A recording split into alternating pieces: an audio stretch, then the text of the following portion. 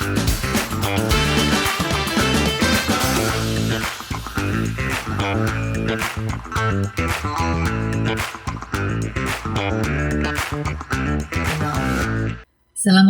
warahmatullahi wabarakatuh. Halo sahabat muda, apa kabar? Selamat datang di Poster, podcast Sarjana Terapan Keuangan Fakultas Ekonomi dan Bisnis Universitas Trisakti. Poster adalah media komunikasi bagi sivitas akademika seperti dosen, mahasiswa, alumni, dan siapa saja yang ingin belajar perpajakan, perbankan, pasar modal, dan dunia seputar kampus. Hari ini, di episode ini telah hadir bersama kita tamu cantik, Mbak Thea. Ya, sebelum sharing dari Mbak Thea kita mulai, ada pantun yang akan saya bacakan untuk Mbak Thea. Waduh. Sore-sore nikmati keripik kentang. Cakep. Ditambah secangkir kopi, nikmat rasanya. Mbak Thea cantik, selamat datang di acara Poster kesayangan kita. Waduh, Keren ya. Perlu saya balas nggak nih Bu? Gak usah, nanti jadi lama ya. Iya. Apa kabar Putri? Baik, alhamdulillah. Ini saya senang banget Mbak Thea, karena berkali-kali minta Mbak Thea jadi tamu, kayaknya belum jodoh ya waktunya. Ya. Hari ini alhamdulillah bisa datang. Wow. Dan sahabat muda ini surprise banget. Ternyata semalam baru pulang ya dari Bali ya. Baru mendarat di Jakarta. Iya. Ada kegiatan apa nih Mbak di Bali? Biasa kita pelatihan training. Pelatihan ya, training. Baik. Sahabat muda, Mbak Thea ini saya panggil Mbak Thea aja ya. Mbak Thea itu adalah angkatan pertama ya. Angkatan pertama. Di Prodi Sarjana Terapan Keuangan. Betul. Sempat pokoknya prestasinya banyak lah ya, nanti Mbak Thea aja yang cerita. Jadi saya pingin Mbak cerita bisa sharing ke teman-teman ya, ke sahabat muda yang sedang menyaksikan Poster, bagaimana kiprahnya jadi mahasiswa ya, sampai di dunia pekerjaan saat ini yang sedang digelutinya. Silakan Mbak Thea. Oke, terima kasih Bu Tri. Wah, ini keren banget ya. Hasil dari pandemi nih, D4 mengeluarkan poster ya. Betul. Keren banget, menginspirasi sekali. Kemarin juga sebelum saya join hari ini, sempat lihat teman-teman yang lain ya. Wow, episode-nya juga udah panjang. Inspiratif banget, teman-teman alumni luar biasa ya. Mudah-mudahan bisa menginspirasi teman-teman yang masih sekolah dan sahabat muda lainnya biar bisa menginspirasi. Dan apa nih, Bu Tri, apa yang mau aku sharing di sini? Ya, bagaimana pada waktu kuliah, ceritanya gimana? Serunya pada waktu kuliah itu seperti apa, Mbak? Waktu kuliah di D4 itu yang pasti seru banget ya. Suka duka pasti ada, tapi lebih banyak sukanya karena gitu. Gini, masih kuliah pasti nggak mikirin kehidupan berat dong ya. Betul. Nggak mikirin biaya cicilan, gitu ya. nggak mikirin token listrik gitu, gitu kan. ya. Jadi pasti kalau ditanya zaman kuliah gimana, pasti happy banget karena bisa, itu waktu yang kita bisa mengeksplor diri. Betul. Bisa nunjukin diri kita tuh siapa. Jadi kangen banget masih kuliah dulu ya. Masih muda, pasti kan masih langsing, masih sekarang sudah nggak langsing ya. Sekarang udah kelihatan sejahtera ya. Betul. Jadi lebih padat, lebih tapi seru banget. Yang pasti zaman aku kuliah itu seru banget, banyak aktivitas yang bisa aku ikutin.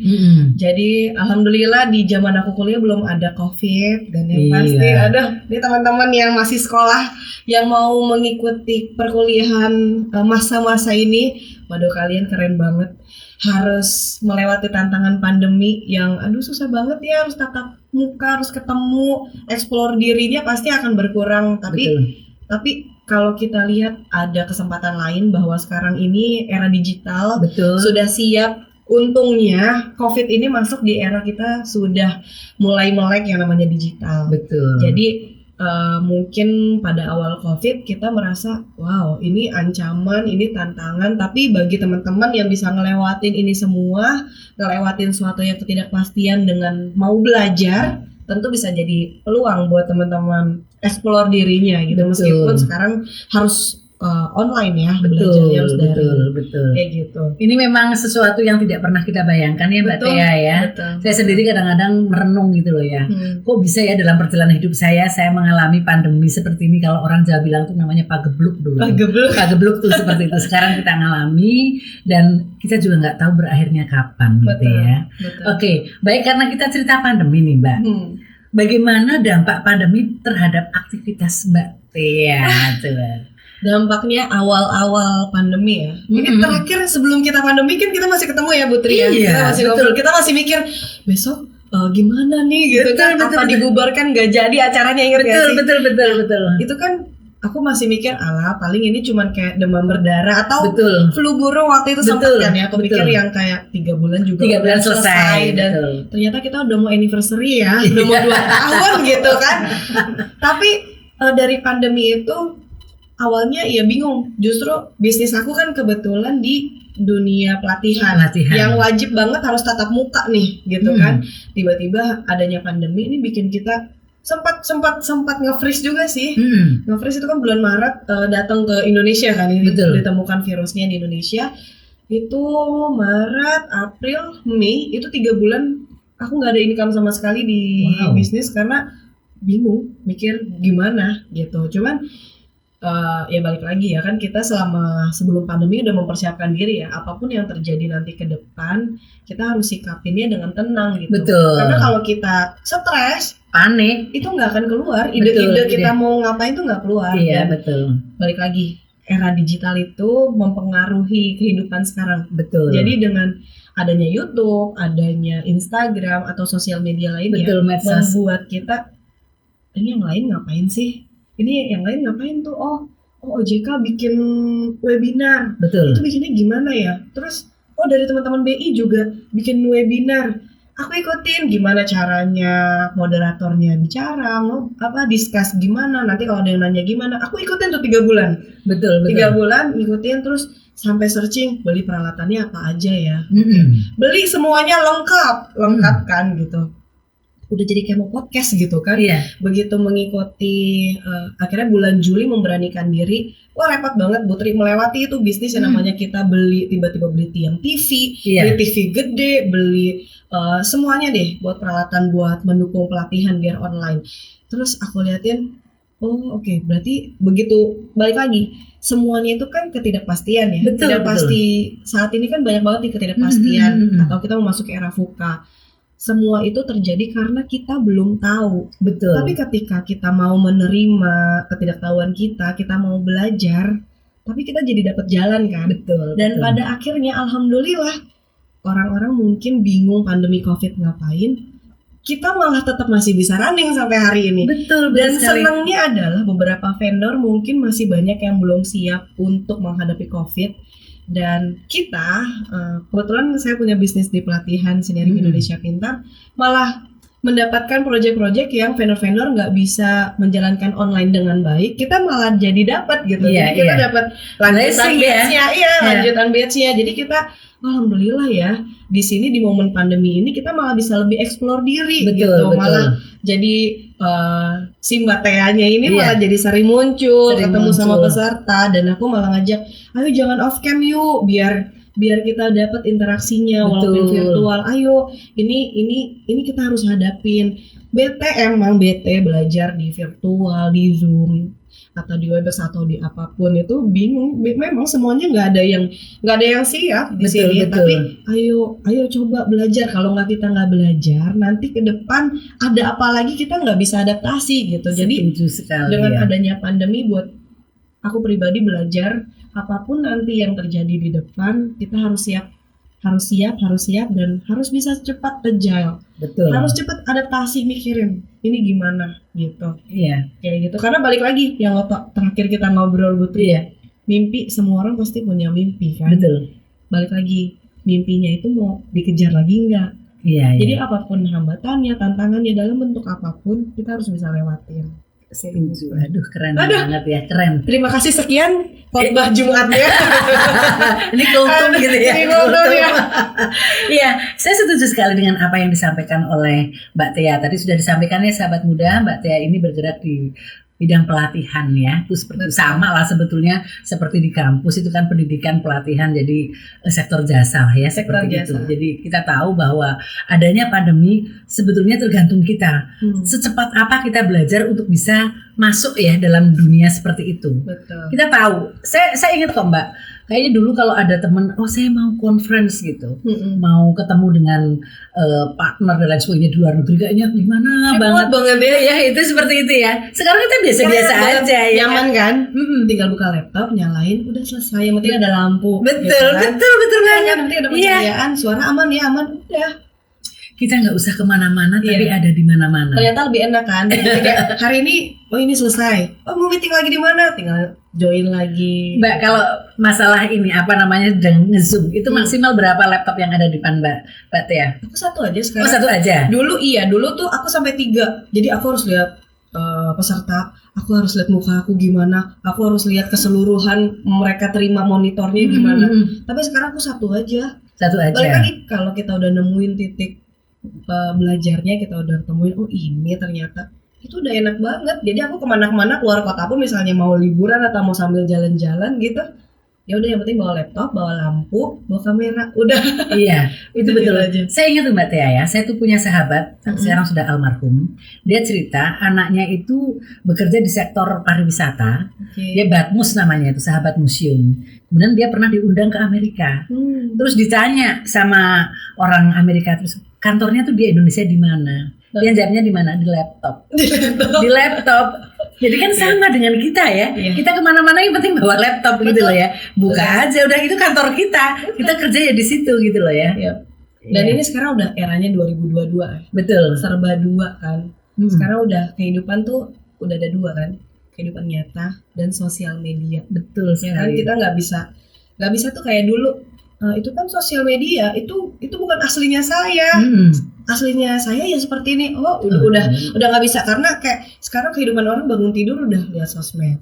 Betul. Mau tidur lihat sosmed. Udah nggak mungkin memungkiri bahwa sosial media itu adalah dua kepribadian yang berbeda. Betul. Tapi itu udah sudah bagian dari kehidupan kita. Udah ya, sama gitu. Jadi kalau sekarang HR pun kalau mau merekrut teman-teman, nah ini buat teman-teman alumni nih atau teman-teman yang udah mau masuk ke dunia kerja, hati-hati dalam menggunakan sosial media. Bijak dalam menggunakan sosial media. Betul. Setiap kita memberikan komen ke dalam sesuatu berita atau news gitu, itu semuanya ke detect. Jadi terekam ya, rekam jejak digital ya. HR itu udah misalnya searching Tia itu apa, kelihatan itu Tia pernah komen apa, pernah posting apa, walaupun kita delete itu tidak, itu di sebuah kita hapus itu cuma buat nyenengin diri kita doang, tapi sebetulnya udah terrecord itu. Jadi hati-hati di dunia digital saat ini. Teman-teman yang punya waktu banyak di rumah gitu kan, lihat sosial media, hati-hati apa yang kalian nonton, apa yang kalian share, apa yang kalian komen, itu menjadi jejak digitalnya teman-teman. Waduh, ini sahabat muda ya, apa yang tadi disampaikan Mbak Tia, tolong dicamkan dengan baik ya, karena nanti akan berpengaruh ya. Ada cerita ya Mbak ya, kalau nggak salah ya, tinggal wawancara, kemudian setelah dicek dia pernah ya. Iya, sekarang interview nanyanya bukan pengalaman kamu apa, di kuliah kamu bisa apa, enggak, tapi mereka sekarang sosial media kamu akunnya apa gitu.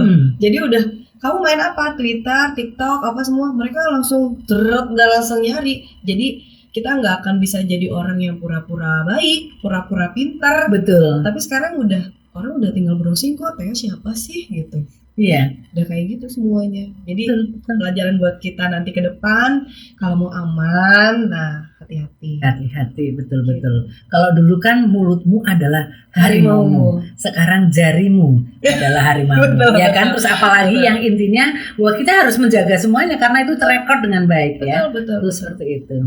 Ya, Mbak Tia, kembali ke dunia mahasiswa. Mbak Tia. Mbak Tia, waktu itu kegiatan apa yang dipilih selain kuliah? Maksudnya ekstranya ya, kegiatan ekstra yang diikuti selain kegiatan kuliah. Kebetulan waktu aku kuliah, ini sambil kerja.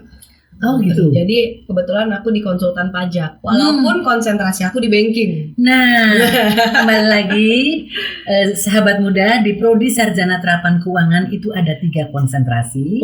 Yang pertama adalah perbankan, kedua perpajakan, yang ketiga adalah pasar modal. Betul. Dan Mbak Tia ini adalah mahasiswa di sektor di konsentrasi perbankan. Betul. Ya, angkatan pertama. Tapi justru bekerjanya di perpajakan pada saat kuliah. Oh, kuliah. Gitu, kan? Gimana ceritanya tuh, Mbak? Sebenarnya dulu cita-citanya pengen banget kerja di Dirjen Pajak. Wow. Pengen banget ngurusin pajak gitu, kayaknya keren gitu kan. Terus tapi orang tua saya pengen banget nih anaknya bisa kerja di banking. Gitu. Tapi jadi waktu saat kuliah bingung nih sebenarnya, karena kebetulan alhamdulillah nilainya bagus nih di pasar modal bagus, di pajak bagus, di banking bagus nih. Jadi wah bingung juga nih. Sebentar ya. Ternyata nilainya bagus, bingung juga ya. Jadi orang bingung ini nilai bagus juga bingung ya. Karena balik lagi aku tuh anak yang suka matematika, suka ngitung, suka nganalisa kayak gitu. Jadi aduh bingung banget, semuanya aku seneng gitu. Begitu di pajak juga seneng banget gitu. Terus begitu di banking, wow banyak yang kita pelajarin ya gitu. Terus di pasar modal, wow keren juga ya, kayak ngedapetin uang dengan analisa itu, wow kayak mudah dan keren banget deh buat anak-anak muda gitu kan. Terus sampai akhirnya aku ikut acara di Metro TV. Acara Metro TV, aku datang live langsung ke acara Mario Teguh. Oh, Mario Teguh. Iya, jadi aku cegat itu Pak Mario Teguh. Jadi aku senang banget zaman kuliah itu ngikutin orang-orang yang udah sukses, orang-orang yang pokoknya aku udah ikutin deh. Jadi kalau dibilang teman-teman masa waktu kuliah mungkin aku jarang terlihat, karena lebih kayak ke kuliah pulang. Oh, ini termasuk kupu-kupu ya, kuliah pulang. Kuliah pulang, jadi jarang ada di tempat nongkrong atau di kantin lama tuh kayak tuh nggak akan ada. Jadi pasti karena aku Senin sama hari Kamis aku tuh datang ke kantor kerja, pulang kuliah. Sisanya atau aku di Gor Basket. Aku ikut UKM basket. Jadi atlet ya ini ceritanya. Oke. Jadi aku senang banget basket. Jadi aku lebih milih ke luar teman-teman kampus bareng sama fakultas lain. Fakultas kedokteran, hukum, akuntansi. Jadi aku lebih senang punya teman-teman yang nggak satu scope ya. Jadi aku ke teman-teman kedokteran, ngobrolnya apa sih, ngerjain tugasnya apa sih, belajarnya apa sih, atau akuntansi lagi belajar apa sih, hukum ngapain sih hukum. Jadi aku di zaman waktu kuliah tuh udah membuka hubungannya aku ke yang seperti itu gitu. Artinya apakah kegiatan yang dikerjakan sekarang kita ini sama juga gitu ya? Kadang-kadang kita, ternyata teman-teman di mungkin fakultas tertentu kenapa nggak bisa seperti kita? Saya dulu kayak gitu, Mbak. Saya tuh kan di ekonomi, kalau ketemu sama teman kedokteran ini mau ada tentamen macam-macam dan lain sebagainya. Ya kan suka seperti itu. Apa sih? Ngapain sih itu dokter gigi? Kalau bukan dokter, aku jadi tahu kan. Ternyata jadi dokter itu nggak lulus langsung jadi dokter loh. Betul. Ternyata harus ada spesialisasi lagi. Aku jadi tahu. Terus anak-anak akuntansi nih, kamu mau jadi apa? Jadi KAP, notaris, terus mau urusannya apa? Ngurusin pajak juga, administratif juga. Aku jadi liatin, mereka ikut brevet, aku jadi ikut. Aku juga ikutan brevet pajak. Kali-kali aku di banking gak sukses, nanti aku bisa jadi orang pajak nih. Jadi mempersiapkannya lebih banyak belajar daripada nongkrong ikut. Ya jadi kurang bergaul sebenarnya aku ya. Gitu. Tapi enggak lah, tadi udah kemana-mana ketemu dengan teman-teman di fakultas lain itu kan bergaul juga, luar biasa. Berarti udah milih-milih teman lah. Milih-milih teman. Tapi kan kebetulan pada episode sebelumnya itu disampaikan sebenarnya kita adalah siapa teman-teman di sekitar kita. Nah kebetulan teman-teman itu yang produktif ya, yang rajin dan lain sebagainya. Oke, kalau nggak salah Mbak Tia juga Abang None ya pernah ya? Tahun berapa tuh Mbak? 2012 aku mewakili Trisakti. Gimana pengalamannya jadi Abang None? Pengalamannya seneng karena ketemu sama universitas lain dari UI, terus dari London School juga, terus dari Unpad juga ada, terus dari teman-teman ITB juga ada. Nah itu membuka wawasan lagi tuh. Jadi kayak ternyata budaya kampusnya mereka tuh seperti ini ya. Gitu. Jadi aku belajar lagi. Dan waktu itu aku mewakili Trisakti bareng sama teman-teman teknik. Dapat teman baru lagi kan, jadi teman-teman teknik mewakili Trisakti, teknik dan anak hukum. Jadi banyak teman lagi. Nah aku lebih seneng yang kayak gitu, buka lingkup teman-temannya. Value penting apa yang didapat Mbak Tia pada waktu mengikuti Abang None ini?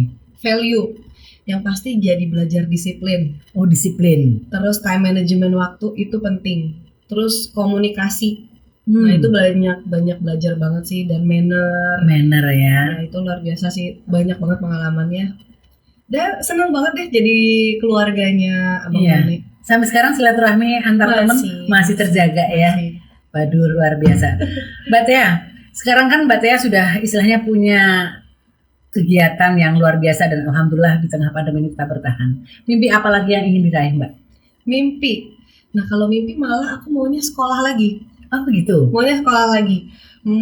Ingin mendalami tentang bagaimana mengobati orang-orang yang mungkin punya kekurangan dalam menjaga fokus atau mental. Jadi lebih ke yuk mau ngajak, jadi gini, ternyata di era pandemi ini membuat banyak orang yang stres ya. Betul. Stres, terus kayak nggak bisa menjadi dirinya sendiri. Betul. Kadang sosial media juga malah bikin bukan diri kita sendiri. Betul. Apa yang kita nonton banyak banget kehidupan orang yang kayaknya kok jadi pura-pura ya gitu kan, pura-pura cantik, pura-pura sibuk, pura-pura kaya gitu kan, flexing gitu kan. Jadi aku pengen buat kayak suatu kelas ya, buat orang-orang yang bisa ngobrol heart to heart untuk tetap jadi diri sendiri, tetap fokus, bisa tetap berkarya, nggak perlu ngikutin orang lain, karena itu kayaknya yang menjadi penting adalah kesehatan mental kita dalam menghadapi dunia saat ini. Ya, setuju banget. Ya. Apa ikhtiar untuk mencapai itu? Yang pasti pertama mau sekolah dulu. Rencana kemana nih Mbak? Ada beberapa yang udah aku lihat sih, cuma nanti deh belum dikerjain. Iya, tapi yang penting kan kalau kita mengatakan inama a'malu binniyat, semua berawal dari niat ya. Betul. Niatnya bagus, insya Allah nanti terwujud ya Mbak. Betul. Oke, jadi benar sekali ya, saat ini banyak sekali masyarakat yang depresi. Betul. Kita nggak usah cerita lah yang baru terjadi ya, itu seperti itu. Yang sepertinya tidak tahu atau tidak memahami mengenai dirinya sendiri. Dan ini kan menjadi masalah dalam kehidupan yang luar biasa. Betul. Ya Mbak ya. Banyak banget teman-teman SMA yang mau kuliah, mereka minder kan, karena mungkin nggak ada biaya, orang tuanya nggak bisa support. Betul. Kayak gitu. Tapi padahal kalau kita mental kita sehat, kita siap, kita bisa kok ngikutin yang lain selama belum kita punya kesempatan untuk sekolah. Betul. Gitu. Iya, terminologi insecure itu kayaknya banyak banget dialami oleh ya anak-anak kita, teman-teman kita dan lain sebagainya. Ini anak karena saya kalau sama Mbak Tia kan jauh ya. Kalau Mbak Tia putranya ada berapa nih? Dua yang paling gede? Yang paling gede kelas 3 SD. Oh, kelas 3 SD ya. Ini insya Allah ya, ibunya pintar, hebat tuh anaknya, nanti insya Allah juga bisa kalau orang bilang dulu pepatahnya apa Mbak? Pohon jatuh itu bukan? Iya, tidak akan jatuh dari pohonnya ya. Dulu kalau bahasa Indonesia kan kayak gitu-gitu ya. Kita selalu apa yang dilakukan orang tua insya Allah nanti menurun ke ibunya, itu seperti itu. Mbak Tia itu kan berkecimpung di pelatihan ya, tuh seperti itu. Kayaknya kompleks deh ya, tidak hanya terkait dengan perbankan toh? Iya. Apalagi Mbak selain perbankan? Kita banyak soft skill juga. Jadi technical skill juga. Gitu sih. Kita juga ngurusin analisa sawit, analisa kredit untuk fintech gimana. Semuanya sih ya. Semuanya. Pokoknya berhubungan dengan pendidikan atau apapun. Istilahnya kalau masuk Palu Gada bisa. Bisa.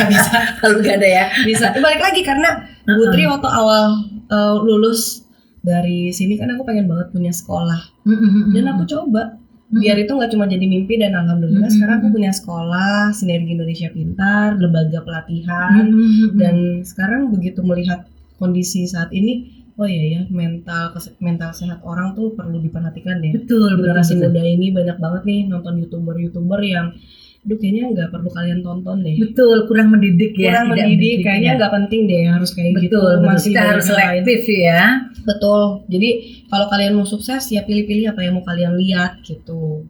Kayak gitu sih. Iya, setuju Mbak. Baik Mbak Tia, ada satu hal lagi yang ingin saya tanyakan Mbak Tia.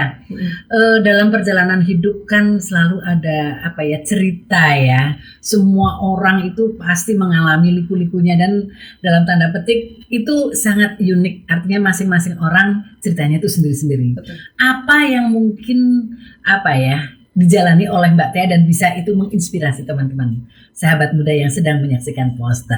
Paling yang pertama adalah sahabat muda harus mau berkenan untuk melewati segala proses kehidupan. Baik proses proses. Nah, proses itu kan ada macam-macam kan. Mungkin yang sekarang kita masih sekolah, lewatinlah proses sekolah. Proses belajar, lewatinlah proses belajar.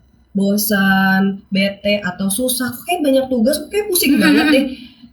Percaya deh, itu yang pusing tuh cuman karena diri kalian sendiri, karena kalian balik lagi belum fokus. Kalau udah fokus, pasti mau melewati proses demi proses, sabar. Jadi bagaimana kita menikmati proses ya Mbak ya. Terus nanti setelah lulus kuliah kita ketemu lagi sama yang namanya menghadapi dunia pekerjaan. Lewatin prosesnya, nikmatin prosesnya. Nanti kalau misalnya udah di titik kesuksesan, udah di titik enak aja, atau ada yang namanya perubahan kehidupan aja, pasti senyum deh. Liatin proses dulu kuliah, pagi-pagi terlambat, siap-siap, ketemu teman yang nyebelin mungkin ada, atau dosen yang mungkin kadang gue gak ngerti ya nih tugas gimana. Itu lewatin deh, seru nanti pada saat kalian teman-teman udah di posisi kayak aku sekarang gitu. Ini seru banget ya. Seru banget ya. Ada konflik sama dosen, ada konflik sama teman, ada konflik di teman pekerjaan. Sekarang tuh udah ngeliat hasilnya tuh enak banget. Jadi teman-teman harus sabar, harus tekun bener-bener, dan yang pasti harus konsisten. Ya. Soalnya sekarang yang dilihat adalah konsisten. Kalau teman-teman nggak konsisten, ya susah gitu. Jadi kalau misalkan mau jadi YouTuber, ya harus konsisten, maupun nggak ditonton, nggak dilihat apa semua segala macam. Karena nanti hasilnya akan melihat adalah konsistennya teman-teman dalam mengejar itu.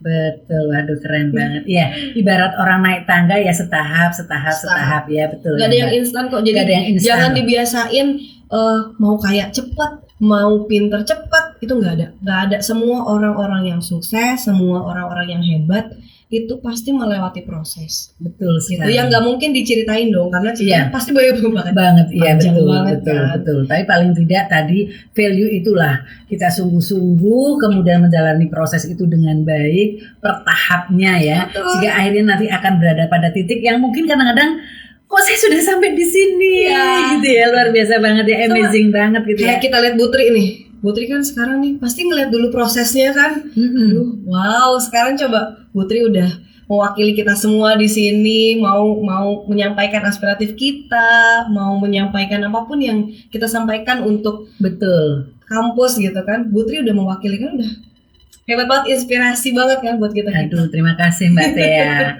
Mbak Tia, kalau misalnya saya boleh tanya nih, dari tahapan dari SD, SMP, SMA, kuliah sampai kerja, ini mana yang menurut Mbak Tia yang paling happy? Paling happy itu zaman SMP dan SMA. Oh gitu ya? Iya. Tadi gak ada beban ya? Gak ada beban kan? Jadi anak tuh gak ada beban ya? Enak banget kan, kayak kalau uang habis gitu mau nonton sama teman-teman gimana ya caranya ya? Bilang ke mama apa ya? Kan gitu kan. Itu udah paling happy, gak mikirin mau jadi apa gitu kan. Karena pada saat kita kuliah kan udah mulai kita milih jurusan ini, kita mau jadi apa nih? Minimal gak jauh-jauh kerjanya gitu kan. Tapi kayak gitu sih.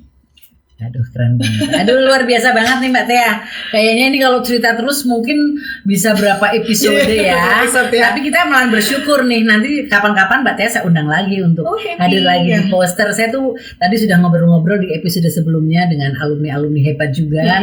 Kita akan mendesain ada program yang intinya adalah alumni bicara, alumni berbagi ilmu dan lain sebagainya. Jujur saya bergabung di Prodi Sarjana Terapan Keuangan tahun 2019. Kemudian saya mengetahui banyak alumni hebat, saya bangga dan bersyukur sekali. Dan salah satu fotonya Mbak Tia kan saya pasang. Ya, iya kan ada fotonya Mbak Tia. Karena saya ingin dari foto-foto itu juga bisa menjadi inspirasi adik-adik angkatannya. Sekali lagi terima kasih Mbak Tia atas waktunya, atas sharing ilmunya yang luar biasa. Pengalamannya keren ya, sangat menginspirasi. Bisa diikuti. Sebelum saya tutup, seperti biasa saya bawakan pantun. Waduh. Mbak Tia. Apa nih? Kelilingi danau dengan sampan. Pemandangannya indah, sejukkan mata. Ayo bergabung dengan Sarjana Terapan. Jembatan emas menuju cita-cita ya Mbak. Salahnya ya. Terima kasih sekali lagi. Terima kasih Mbak Tia atas kehadirannya. Salam sehat selalu. Sehat. Sukses untuk semuanya, untuk sahabat muda yang menyaksikan poster ini sampai selesai. Kita akan jumpa lagi pada episode berikutnya. Wassalamualaikum warahmatullahi wabarakatuh. Waalaikumsalam warahmatullahi wabarakatuh.